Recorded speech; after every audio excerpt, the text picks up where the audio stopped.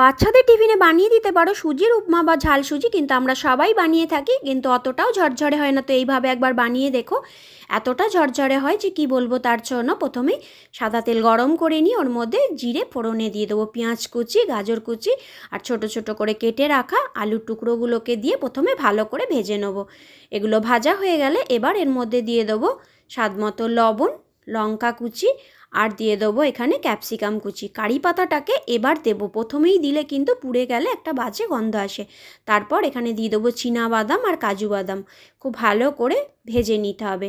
সামান্য একটু কিশমিশও দিয়ে দিলাম। এইবার সুজিটাকে দেওয়ার পর অনেকটা সময় ধরে কিন্তু সুজিটাকে ভেজে নিতে হবে। যত ভালো করে সুজি ভাজবে ততই কিন্তু এটা ঝরঝরে হবে। এবার সামান্য একটু উষ্ণ গরম জল দিয়ে এটাকে নাড়তে হবে।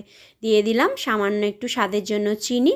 খুব ভালো করে নেড়ে চেড়ে নামানোর ঠিক আগে 1 চামচ ঘি দিয়ে এটাকে 10 মিনিটের জন্য ঢেকে রেখে দিতে হবে। তারপর গরম গরম পরিবেশন করে দেখো, এই ঝাল সুজি খেতে যে এতটা দারুণ হয় আর এতটা ঝরঝরে হয় যে কি বলবো।